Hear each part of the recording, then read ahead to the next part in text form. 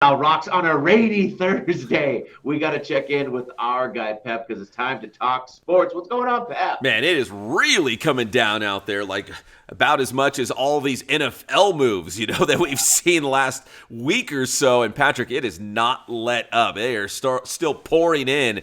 And let's start with the quarterbacks, man, because a lot has happened.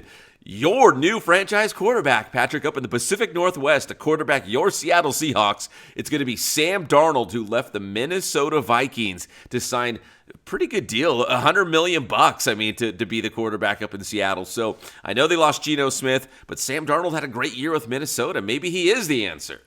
I'm thrilled about it because if you ask me, and maybe I'm just a Geno hater, Geno drove me nuts. Ask my neighbors when I'm screaming, "What the F are you doing? Get rid of it."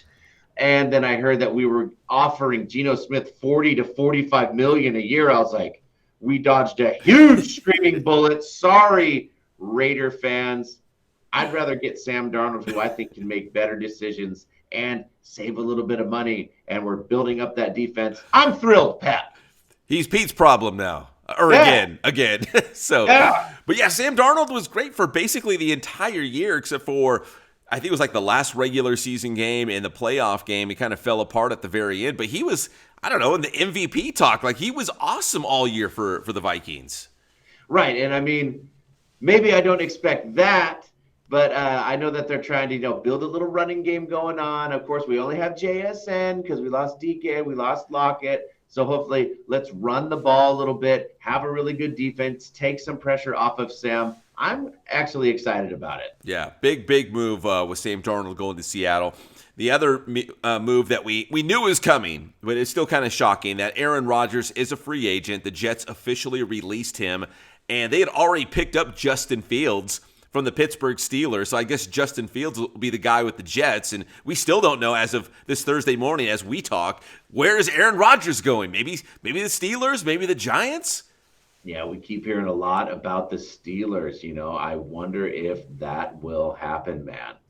Yeah, I don't know. And I'm not, listen, the 49ers have gone, my 49ers, my bang, Niner gang 49ers, have not re-signed or given Brock Purdy this huge contract. And I think it's still coming, but the conspiracy theory tells me, what if they went and got Aaron Rodgers, the Northern California guy who grew up as a 49er fan? He wants to return to the Bay. He played at Cal.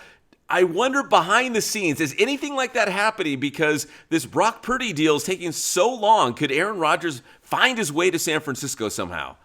It does make you wonder, where are these guys going to end up? Russell Wilson, kind of a similar deal. Yes. He's supposed to be talking with Cleveland, I guess. And there's even a little talk of, is there a big market for those two? I guess we're eventually going to find out. Yeah, Kirk Cousins as well. Like they're saying Kirk Cousins might be the new quarterback with the Cleveland Browns or one of these other places. Like, so there's still some big names out there. It's kind of fun. Yeah. All right, real quick, outside the quarterbacks, the Chargers picking up Najee Harris, the running back from the Pittsburgh Steelers. So that was a big addition for the Lightning Bolts and in this Jim Harbaugh run-first offense, so that makes sense, right? Yes, it does, dude. I think it's a great pickup for the Chargers. Mike Williams goes back to the Chargers, I heard. Yeah, so the Chargers are, actually doing some stuff this offseason, which is exciting. Yep. The Rams did release Cooper Kupp. We saw that coming. They could not find a trade partner, so Cooper Kupp is out there. He's going to find another job. Where is it going to be? We don't know. Maybe the Patriots. I've heard the Patriots out there. Maybe the 49ers, because the 49ers have basically released or traded everybody. So maybe Cooper Kupp is in their plans. That one hits close to home for me. I mean, we're talking about the pride of Yakima, Washington. Yes. He's an Eastern Washington screaming eagle. He's been told he can never, ever do it. This guy is definitely going to put together whatever he has left, whatever gas he has in the tank. I mean, Super Bowl MVP we're talking about here. It's wild, man. I mean, I get it. A lot of it is a budget move. The Rams can clear a lot of space getting rid of Cooper Kupp. But for some reason, it stings. And I'm a Seahawk fan. Maybe it's because he's from Washington. Yeah, Rams fans love this guy, man. And he had one of the greatest seasons ever by a receiver when the Rams won the Super Bowl a couple years ago. So I think that was a hard one to part ways with, but he'll find another place to land in the NFL. And one more NFL move, Patrick, I want to mention. This one hits real close to home. Cameron Bynum, the pride of Centennial High School in Corona, had a great year with the Minnesota Vikings. He's kind of social media famous, man. He loves doing all these videos and celebration dances and whatnot. He is signed with the Colts. 4 years, $60 million for our guy, Cam Bynum. Right. And then so the Colts, what are they doing down there in Indianapolis? Signing Danny Dimes. Yeah, My goodness. What's going on, right? Do they believe in Anthony Richardson or not? I don't know. Yeah, because it sure sounds like Danny Dimes, Daniel Jones, is not going into Indy to be the backup. He's going in to compete for the starting job. So, yeah, there's so much in play with these quarterbacks right now, man. He's made his money. It's kind of funny. It's like Bobby Bonilla's agent. He may not make the Hall of Fame, but his agent will. Oh, man, let that cash keep rolling in every single year forever. So, all right, let's talk a little baseball. The regular season is almost here for the Dodgers. They'll open up against the Cubs in the Tokyo series next week, beginning on March 18th. And leading into that series, the skipper, Dave Roberts, getting a 4-year extension. Will keep him the Dodgers manager through 2029. That's just over $8 million per year. So on average per year, he's the highest paid manager in Major League Baseball now. And he earned it. Yeah, and I mean, it worked out so great for him finally last year. I mean, he went from people calling for his head and all that ridiculousness. People also have no idea when you do have a team that is so talented. Talent is such a weird thing. When there's so much talent, it's not as easy as everyone thinks to make that talent all work together. And Dave Roberts did it. Do I have a soft spot for Dave Roberts? Yes, I do. I met him in spring training, and I cannot help it, but I am so happy for him. After they were calling for his head and wanted him to get fired, he should be extended. It's like, come on, man. Yeah, you know what? I'll be honest. I've been critical of him. Like, he's made some pitching changes and whatnot in the postseason, and I just kind of scratch my head. But at the end of the day, you're right, man. Just because you have a ton of talent doesn't mean anything. Ask the Mets, ask the Red Sox. Like, they've had teams where their payroll has been outrageous, and the Padres spent a ton of money, and they didn't get to a World Series. So it's more difficult than that. So he did earn it. And my thing too is if you get rid of a manager or a coach, have an idea who you're going to replace him with. Is there anybody out there better than Dave Roberts right now? Probably not.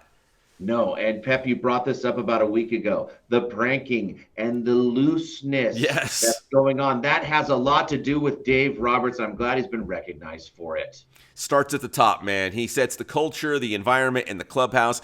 Even with all that talent, dude, you still have to manage people at the end of the day. Make sure they all get along and that you're setting them up for success, so they can be their best. And he does that. And they won the World Series, and there's World Series favorites again.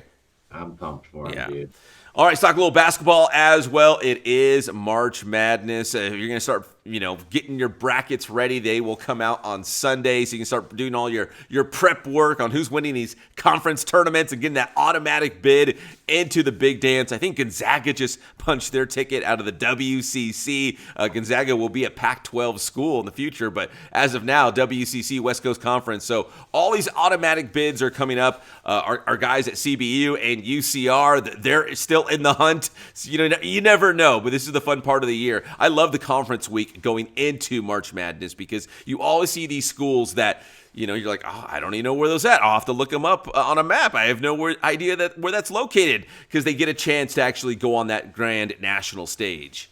I love it, man. The madness is here. It's that one time a year when we all really start watching college basketball. And it's exciting. Also, sidebar, the women's is kind of exciting too. Yeah. So you know what I mean? We got Juju over there with USC and the men. So it's kind of cool. We got a dual threat going on. I love bracketology. I love March Madness. It's so cutthroat and gnarly and crazy. Calipari is bringing back Arkansas. It's kind of wild, man. Let the March Madness begin. Bracketology, I love it. Yeah, I love it too because you only have to be better than that other team on one day. You might not be the better team, but if you beat them on that one day, you're going to survive and advance. And so sometimes, the top two teams in the nation aren't in the finals, and I think that's what makes it fun. It's so unpredictable. So here we go, man. March Madness week, and the brackets are coming out this weekend. And finally, Patrick, one local basketball note. Shout out to our guys, Roosevelt High School. They will take on Bishop Reardon from San Francisco for the